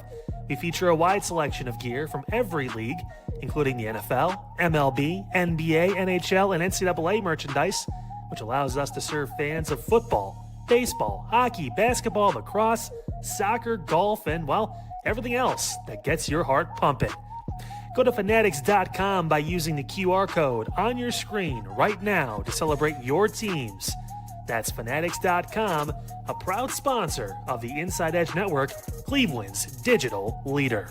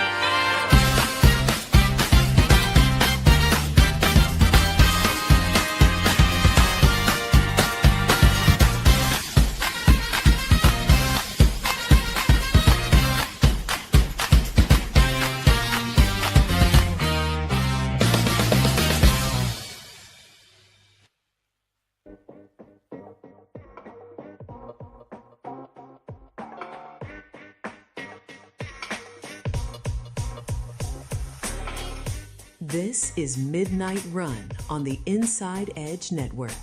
Here's your host, Anthony Alford.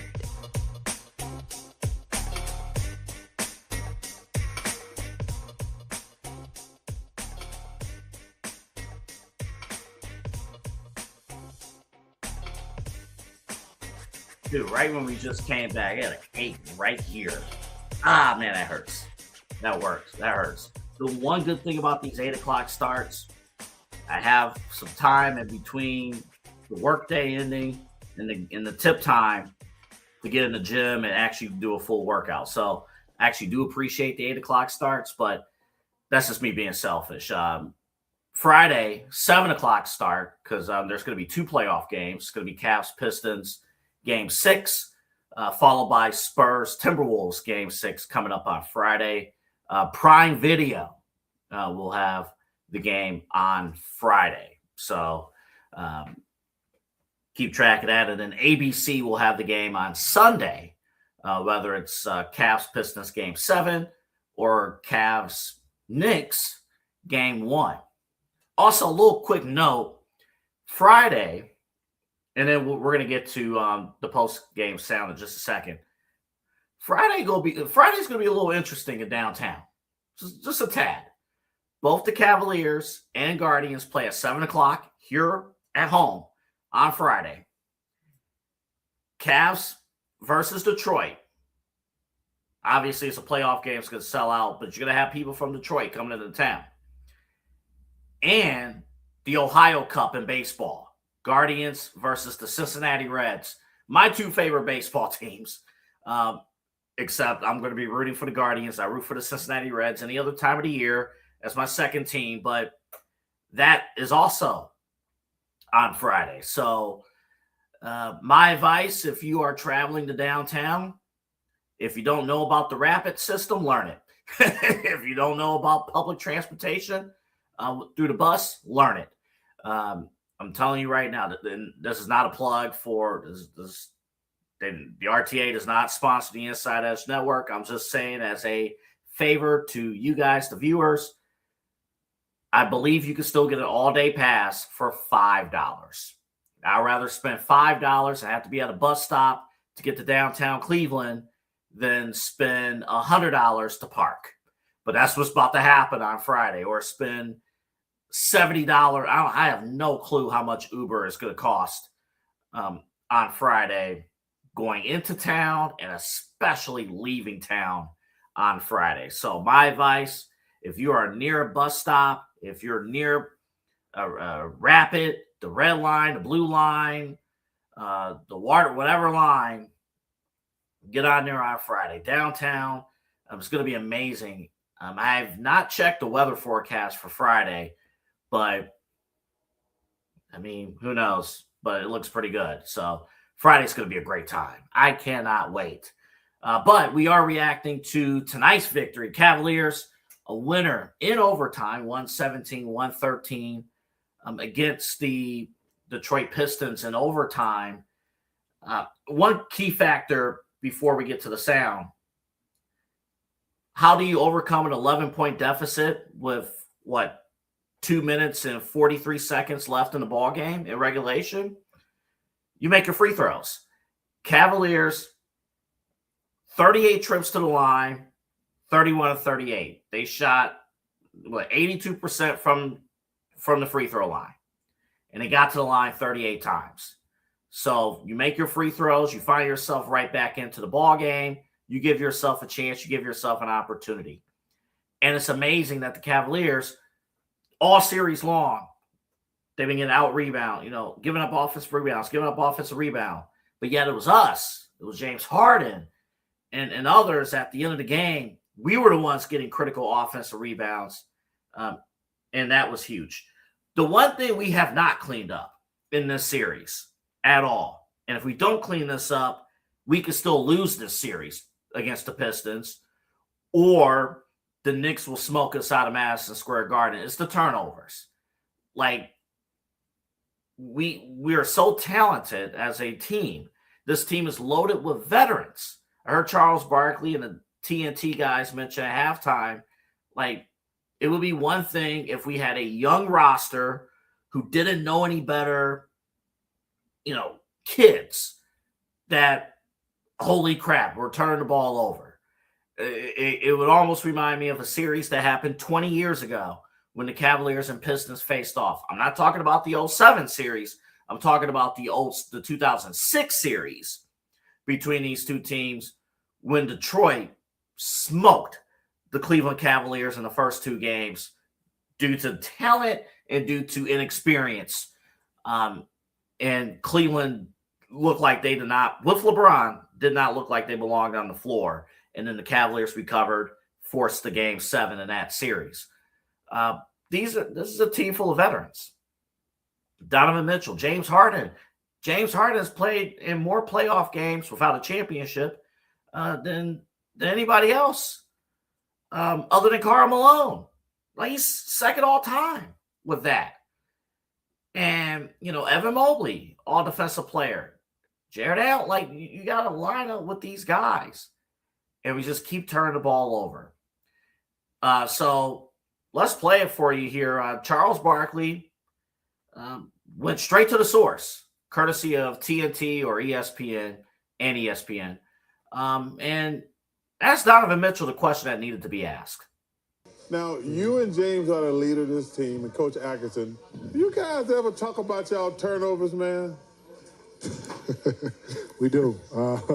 We definitely do. I think the biggest thing, and a lot of it, honestly, is when you add, and I'm not making excuses. We got to be better. I'm going to start off right there. But a lot of it, too, is when you have a guy, you bring in new guys, and a guy like James, you got to figure out positioning. And some of it is on him, some of it's on me, too. Like, you know what I'm saying? So I don't want to take away from that, but just figure out where we are. So it's just as much as the ball handler as is guy spacing. For example, game 2, he had a crucial turnover late, but that's because I wasn't standing in the corner.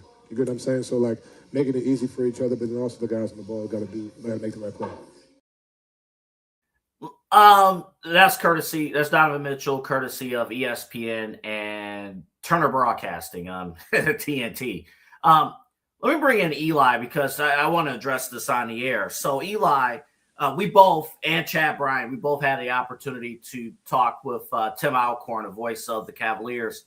And one of the things that he mentioned during the preview show that I had with him was the potential 10-man rotation. And I think I would be curious if we can get Tim Alcorn back on, hopefully for the conference finals. I wonder what Donovan Mitchell is saying, Eli, having new guys in the rotation, trying to figure out the rotation, trying to figure out the spacing, that more than anything is what's leading to all of these turnovers. Yeah, we've talked about the Cavs core 4 or core 3 and Harden Island, as Kyle says it, just not having a ton of games together. And this was going to be a discussion. You don't like to hear that discussion after a Game 5 victory, and that the reason being because they're still not all the way on the same page is what I've gathered in terms of knowing where they're going to be on the court.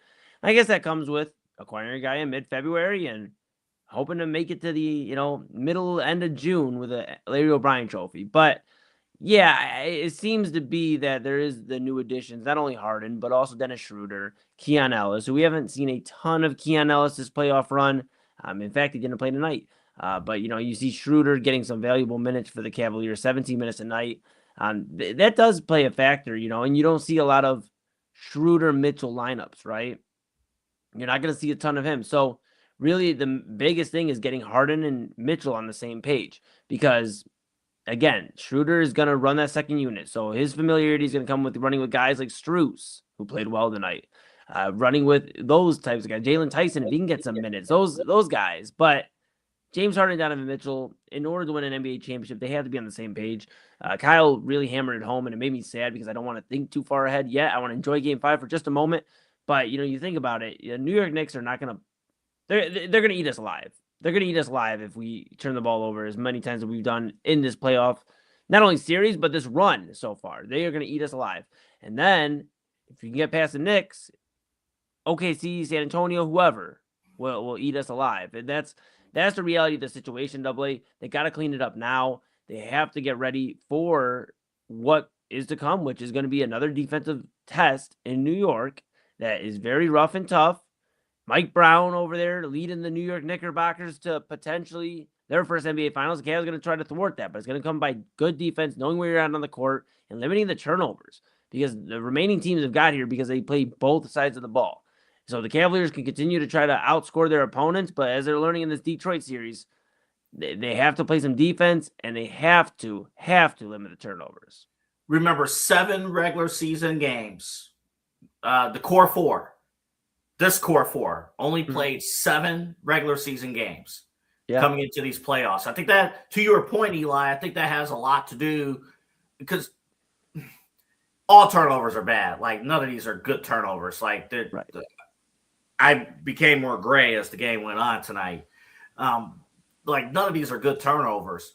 But you're starting to realize it's not just turnovers due to – it looks like it's bad effort, but it's not bad effort. A lot of these turnovers flat out is just because, guys don't know where they're supposed to be on the floor. Yeah. And on top of that, Eli, you're going to, series by series, game by game adjustment. I heard Kyle talk about Tyson. Like, this is not his series. And he got into the game, got texted, and basically it wasn't happening. So you got all that. And I think that's a lot of what the turnovers, Eli. Guys steal, not really knowing where they need to be on the floor, depending on who's hot at this point. Yeah, and I'll hand it back to you here in a second. My final thought is, you even see that with Evan Mobley, a guy like Evan Mobley, who's confused if he needs to roll to the corner, if he needs to go to the basket, if he needs to come out and set the pick. There's just a lot of miscommunication, and a lot of these games would turn into, maybe we wouldn't even be talking about a 6-game series. Maybe that's a little, maybe it was a little arrogant of me, and I try not to be arrogant, but maybe we wouldn't be looking at a 6-game series if the Cavaliers just knew how to keep on to the basketball. Those games in Detroit yesterday were 10-point losses, but they were 10-point losses because the Cavaliers turned the ball over a plethora of times, a egregious amount of times. And if they just limit that in one game, maybe this was the clincher tonight. But it's not. We have Game 6 Friday. We'll have it here on the InsideEdge Network. You wonder, can they get this in order before, if they're able to win Game 6 in Cleveland, here in Cleveland, Friday, can they get this in order against a New York Knicks team that, yes, they've made additions. I know they traded the farm for Mikal Bridges, but they are ready. They have a team that has been through, battle-tested. A majority of that team has been through the wars of the playoffs together, and they're waiting. They're absolutely waiting to be able to capitalize off the turnovers because New York doesn't play fast basketball.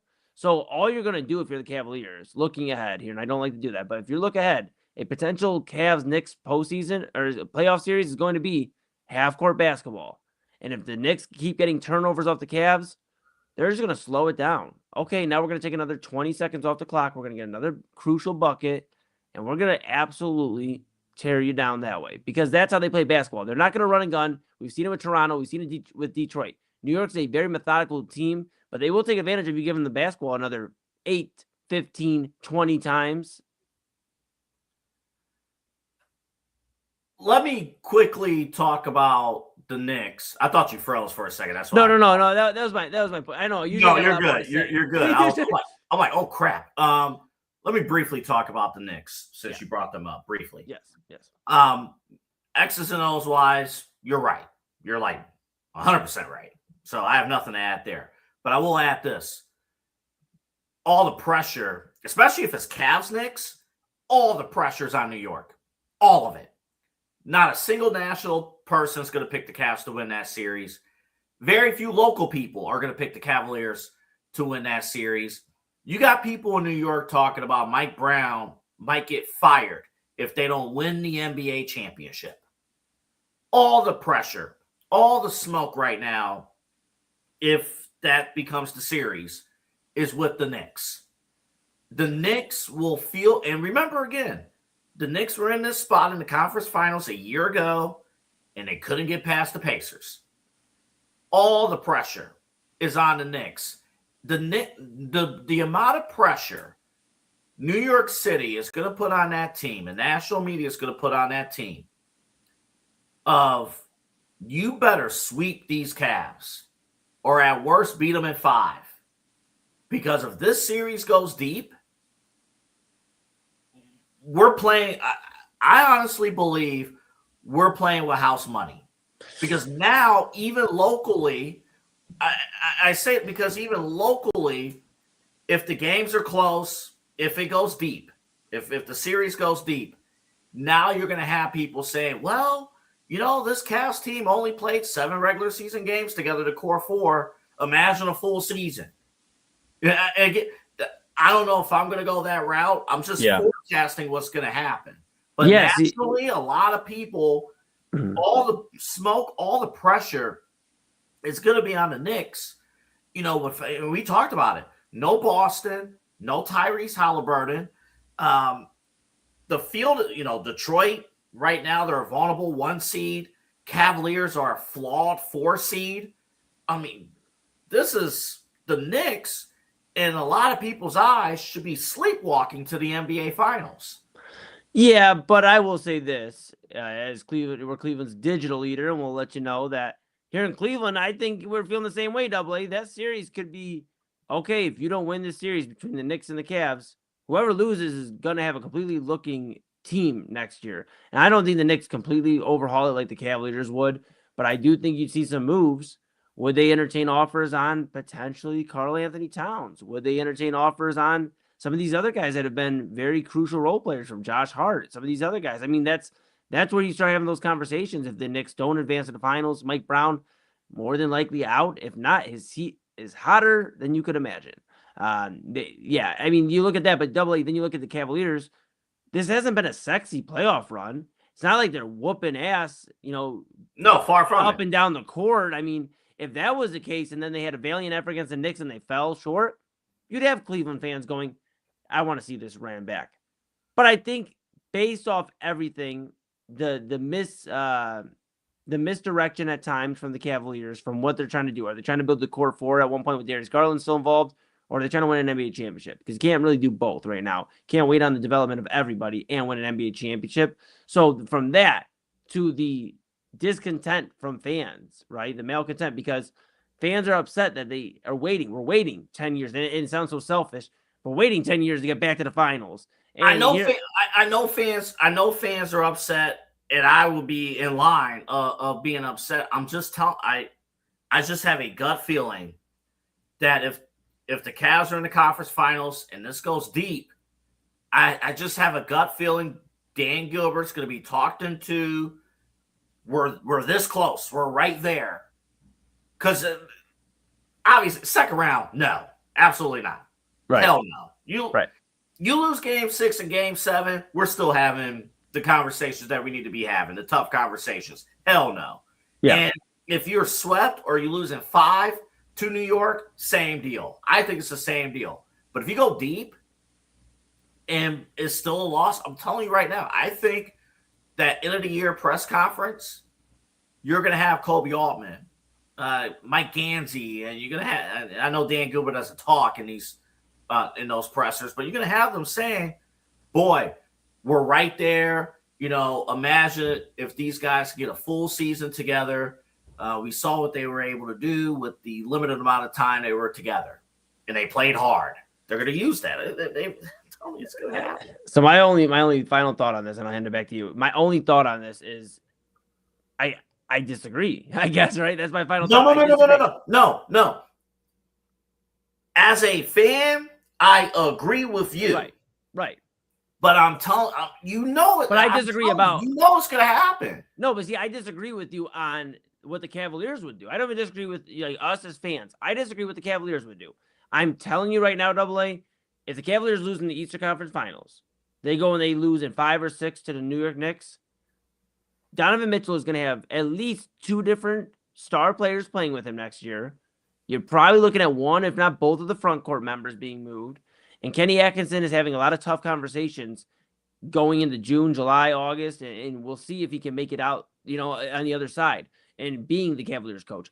I think this series would be just as important for the Cavaliers as the Knicks. It is a tear them down series. Winner goes to the finals, loser, say goodbye to your team as you knew it. So with that in mind, coming up next, LeBron James. He's in the topic of conversation. I got to load in a clip that I had earlier, so I'm going to load that in when we come back. But LeBron James, as much as we're going into the playoffs, he's an unrestricted free agent. This season's over. It's done. What's your vibe check? Are you willing to entertain right now? Are you willing to entertain LeBron James here in Cleveland? As we go to break, let's hear from Kenny Atkinson on today's W as we go to break. In that area, you hope it propels us, right? You hope it galvanizes us. You hope, again, we carry it forward, right? Like that was a battle-tested win, against a heck of a team on the road. But you hope it. I think you build mental toughness with games like this. You build, thicker skin, all that. Calls going each way, balls flying out. I mean, it was chaos out there. But our guys are seasoned. James helps. He helps a lot. He never, like I said before the game, never know if you're down 20, up 20. Just calm the whole time. Clean energy, bold flavors, and no jitters. See why people won't shut up about Dubby. Clean energy, no jitters or crash. Whether you're starting your workday or getting ready to exercise, Dubby Energy helps you lock in and focus. With over 15 flavors to choose from, you can't miss. Order Dubby Energy right now by using the QR code on your screen and use the promo code InsideEdge10 to receive 10% off your order. Dubby Energy, your energy-focused sponsor of the InsideEdge Network, Cleveland's digital leader.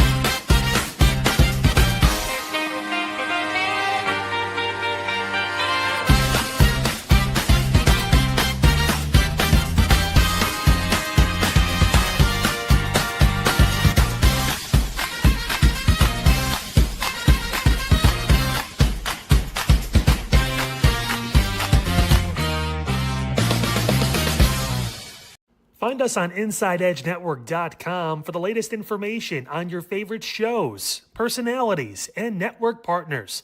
Plus, guess what? We have a merch shop. That's right, we have network polos, t-shirts, champion jackets, hats, and bottles. Rep the network. Every purchase supports independent sports and entertainment media.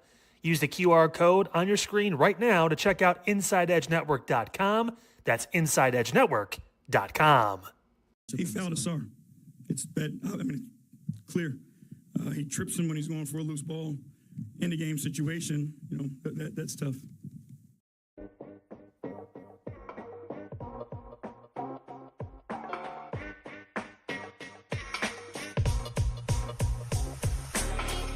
This is Midnight Run on the Inside Edge Network. Here's your host, Anthony Alford.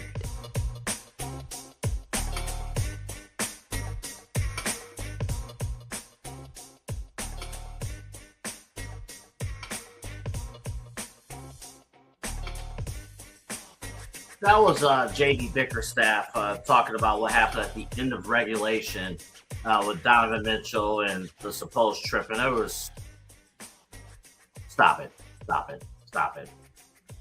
It's just amazing how much he rides the officials. Like, you do it so much, they just stop listening to you. So, anywho, Cavaliers a winner, 117-113 in overtime over the Detroit Pistons. Game 6 coming up on Friday. 7 o'clock tip. You can watch the game on Prime Video. You can listen to the game on WMMS. I believe TAM will have the Guardians game. But, Friday on the radio.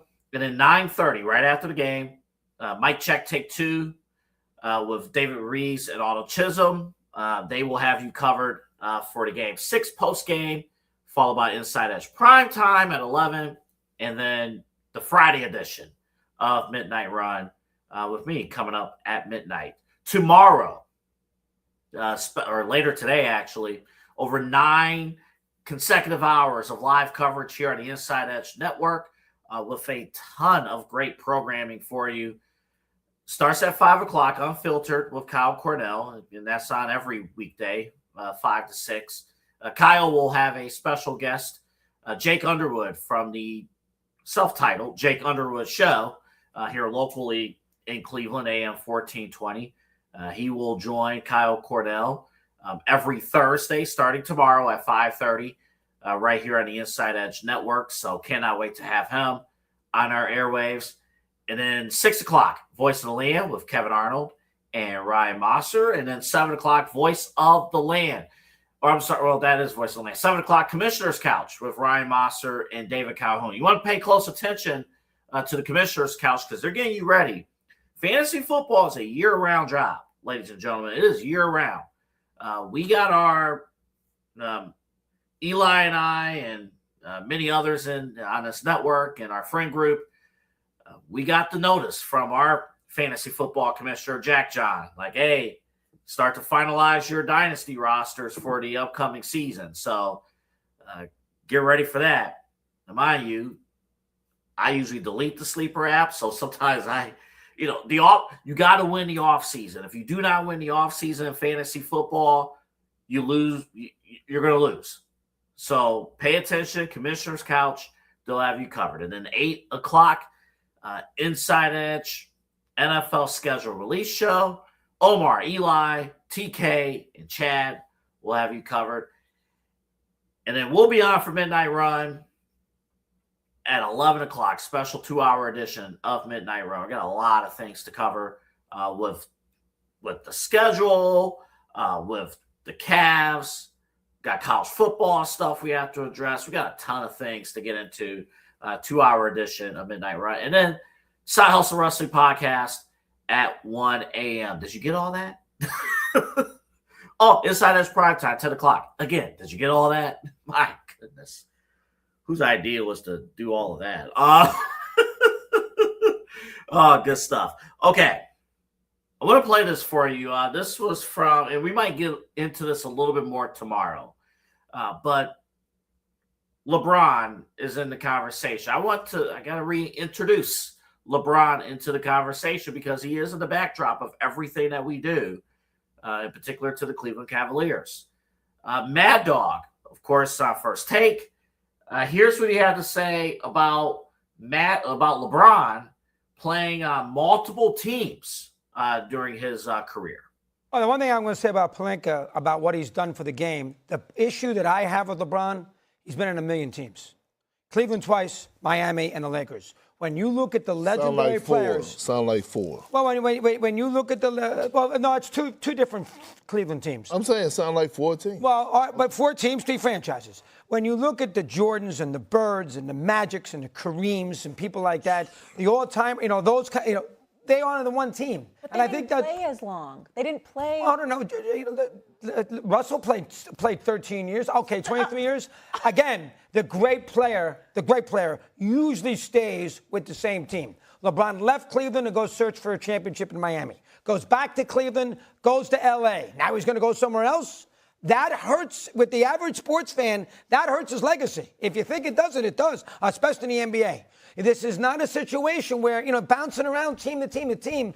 That, I don't like that.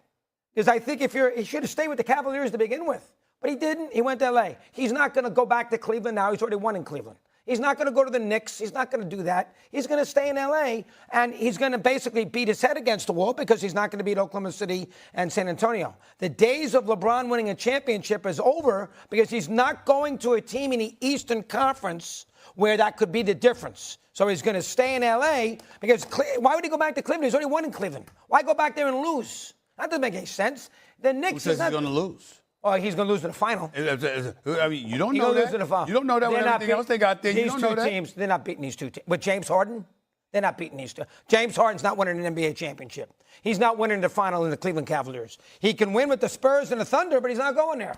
You're not going to win with Golden State. Why would LeBron go to Golden State? He can't win a championship. Don't you agree? I agree. He's not going to win a championship. I just know they'd be the box office attraction for the entire season. Isn't he the box office attraction now? I agree. That was courtesy of ESPN. I forgot to give them credit before to start the clip. Courtesy of ESPN First Take. A lot of things to pick out of that clip, but I want to focus on one angle with the few minutes we have remaining left of this show.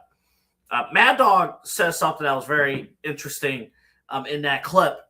He mentioned why would he go back to Cleveland? Would it make sense? Or would it make sense? My stance, if you've been watching Midnight Run since we started back in February, has been pretty much, and I even said this on Main Event, it's been pretty much the same. If you wanted LeBron here in Cleveland, you needed the Cavs to get bounced in round 1. Or if the Cavs can't finish this series, that's how you get LeBron. LeBron wants to be known as the savior. I'm coming to town. I'm saving your situation. The farewell tour, the ultimate Cinderella ending is him coming home for the third and final time and closing the deal, closing the gap for the Cavaliers.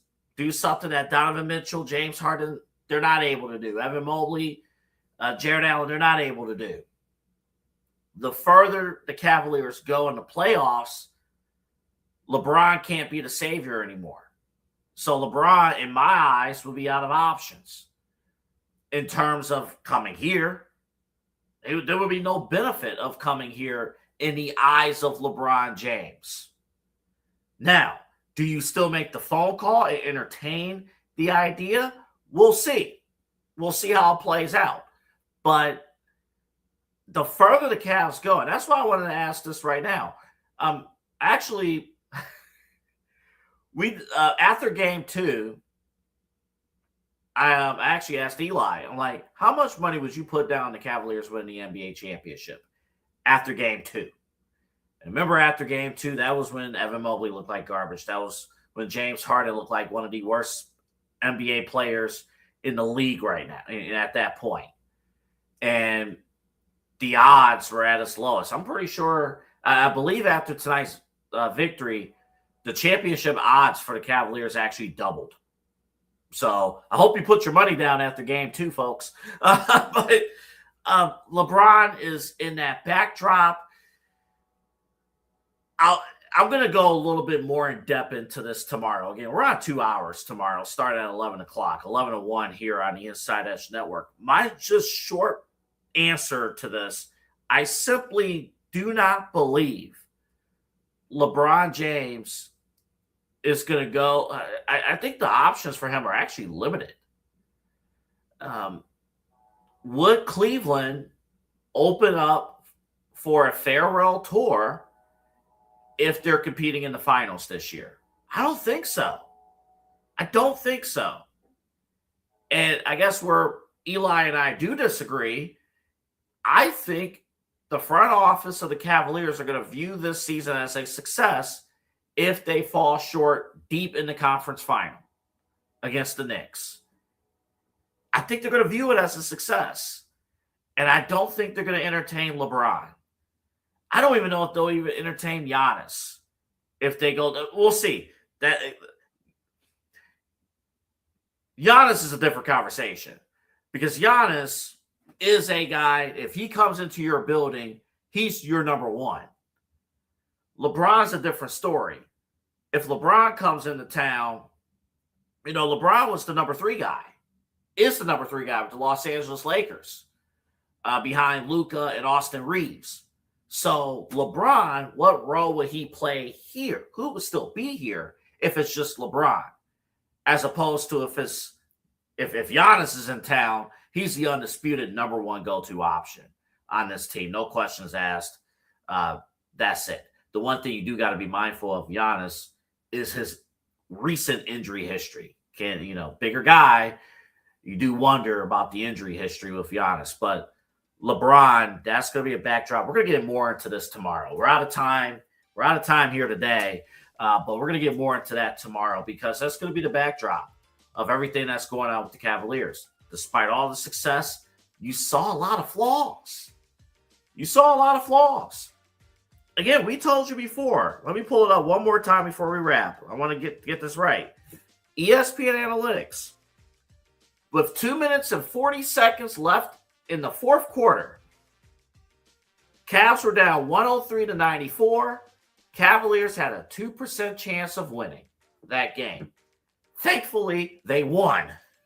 But there are still going to be a lot of questions about how far this Cavs team can go and what's going to happen. So we'll see. But we're out of time. I want to thank Eli Moon. I want to thank Chad. I want to thank Kyle from earlier. Jersey Chasers, by the way, they had a great show earlier today as well. You want to check them out Wednesdays at 7:30. One day I'll be able to do a talk show from my swimming pool like Christy did earlier today. That was that was something. But definitely check them out. And we got a lot of great stuff going on here at the InsideEdge Network. Remember to follow us on social media at InsideEdge Net. Like, subscribe, and follow on all the socials. And we're on InsideEdgeNetwork.com. For our entire team, AA Anthony Alford signing off. Cavaliers, 1 game away from the Eastern Conference Finals. We'll see you tomorrow night right here on the InsideEdge Network.